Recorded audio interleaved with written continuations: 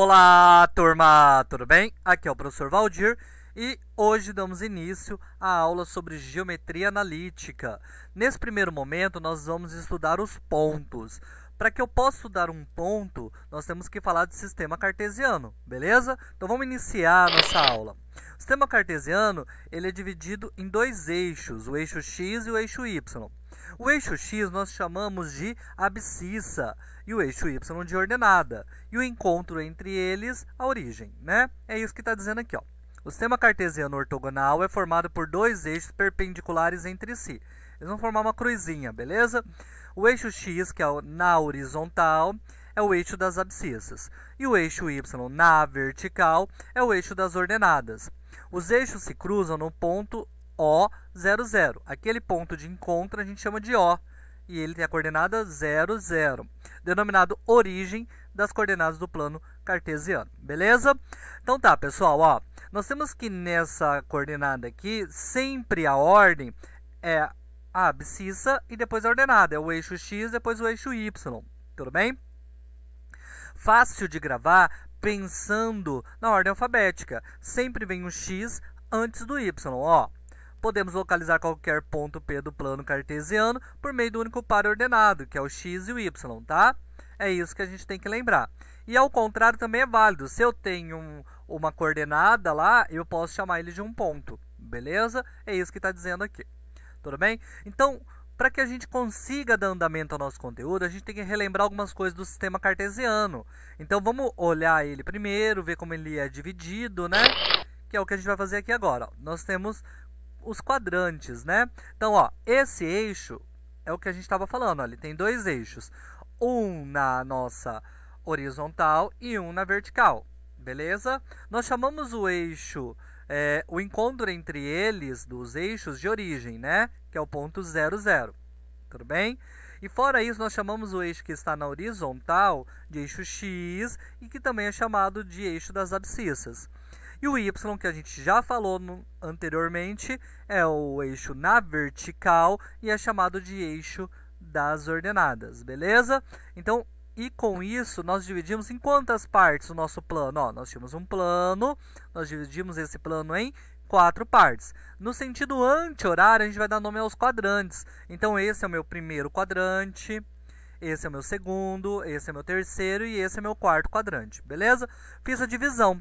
O que eu vou fazer o comentário agora? De como fica o sinal dos números e como fica a ordem dos números nesse sistema cartesiano que a gente montou. Então, vamos lá? Então, tá. Nós temos, pessoal, que no nosso sistema cartesiano, no primeiro quadrante, nós vamos contar assim, ó. Aqui é o eixo da origem, né? Depois é 1, 2, 3, 4, 5. Então, aqui é positivo. Mais 1, mais 2. Aqui no y vai acontecer a mesma coisa. Mais 1, mais 2, mais 3, mais 4, mais 4,5, mais 5 e assim vai. Beleza? Até o infinito. Qualquer número real a gente pode representar na ordem crescente que a gente tem ali. E aqui, então, nós temos que no primeiro quadrante, tanto o x quanto o y são positivos, ó. Essa parte é positiva e essa parte é positiva.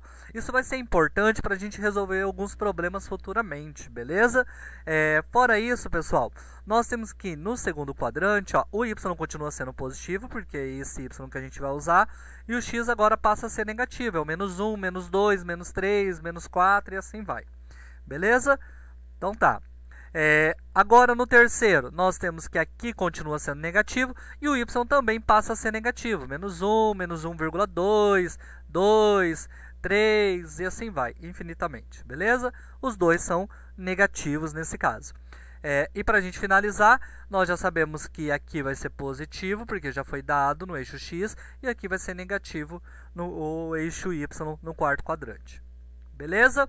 Tá, fora isso, pessoal, nós temos a seguinte informação, que a nossa origem é 0, 0. Então, futuramente, eu posso pedir para vocês resolverem um problema que esse ponto esteja na origem. Então, nós teremos que zerar a coordenada x e zerar a coordenada y, tá? Então isso pode acontecer.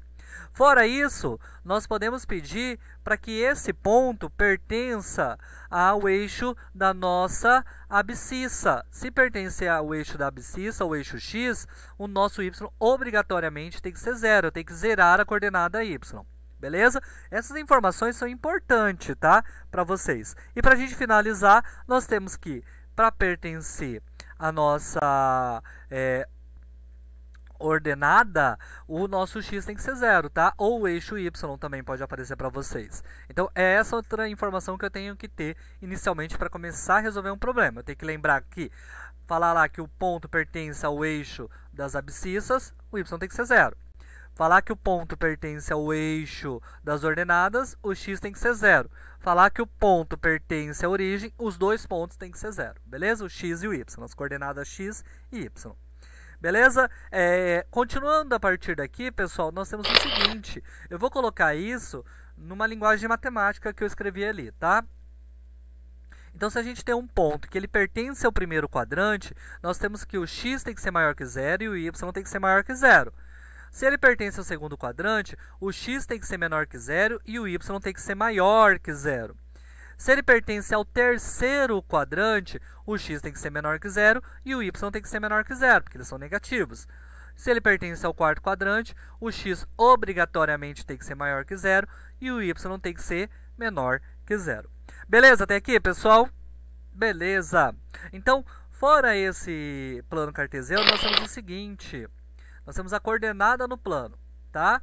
Então, olha para cá. Qual que é a coordenada desse ponto? Nós sabemos que uma coordenada é x e y. Então, o x vale 3 e o y vale 4. Tá? Então, esse é o ponto que a gente criou. Nesse ponto, nós sabemos que o 3 está na nossa abscissa. Então, ele tem coordenada 3 na abscissa, o nosso ponto P.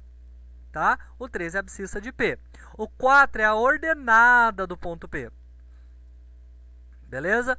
E então, nós temos que 3 e 4 são as coordenadas desse ponto. Para a gente formar esse ponto, a gente precisa do ponto 3 no x e o ponto 4 no y. Tudo bem? Tá. Fora isso, nós temos que, em geral, um ponto é formado sempre pela ordem x e y, tá? Pela coordenada x e y. Lembrando que é a ordem alfabética, ó, o x vem antes do y no alfabeto. Tudo bem? Então, vamos continuar. Fora isso, pessoal, nós temos que falar uma coisa importante, que são as bissetrizes. O que é uma bissetriz? Ela divide um ângulo ao meio. Se você observar, esses eixos, eles formam um ângulo de 90 graus, que eles são perpendiculares entre si. Beleza? Então, eu vou traçar uma bissetriz aqui, que vai dividir em dois ângulos de 45. E vou traçar outra bissetriz aqui, que também vai dividir em dois ângulos de 45. E vai ficar assim, ó. Tá? Eu chamo essa primeira bissetriz, ou de primeira bissetriz, como está aqui, ou bissetriz dos quadrantes ímpares. Por quê? Porque ele passa no primeiro quadrante e no terceiro quadrante. Existe uma informação importante sobre isso, que é outra que você precisa para resolver um problema. Como nós sabemos que a bissetriz divide o ângulo ao meio, ó, eu sei que isso aqui é 1 para o x, ele é 1 para o y. Se eu sei que aqui é 2 para o x, ele é 2 para o y.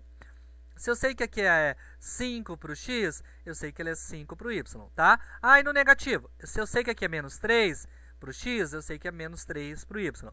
Então, se você observar, o x e o y são iguais. E essa informação é importante você ter, que a abscissa é igual à ordenada. E se ele pertencer à bissetriz dos quadrantes pares, ou segunda bissetriz, tá? Então, segunda bissetriz ou bissetriz dos quadrantes pares. O que acontece?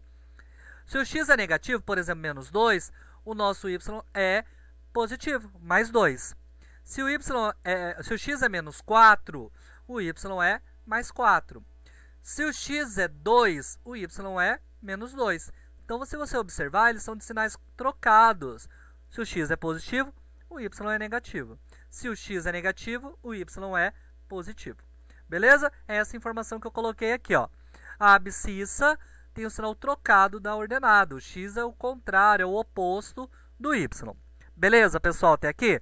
Então, são as informações que eu preciso ter para resolver um problema. Só que eu vou colocar isso aqui para você entender o que eu disse num novo gráfico. Ó. Nós temos o seguinte, os quadrantes são assim. Ó. A bissetriz dos quadrantes ímpares, ou primeira bissetriz, é isso que acontece, ó. Tudo no mesmo sinal, ó. Menos 4, e o mesmo valor numérico, ó. 3, 3, tá? Todos eles têm a mesma coisa. E essa é a primeira bissetriz ou a bissetriz dos quadrantes ímpares. A bissetriz dos quadrantes pares, o que que acontece? Elas têm sinais trocados, ó. Menos 2, 2, menos 4, 4, 1, menos 1, 3, menos 3, beleza? É isso que acontece. Elas têm o sinal inverso aqui. Beleza? Então, já que ficou claro as informações que a gente tinha que ter sobre o sistema cartesiano até o momento, nós vamos para os nossos exemplos. Beleza? Então tá.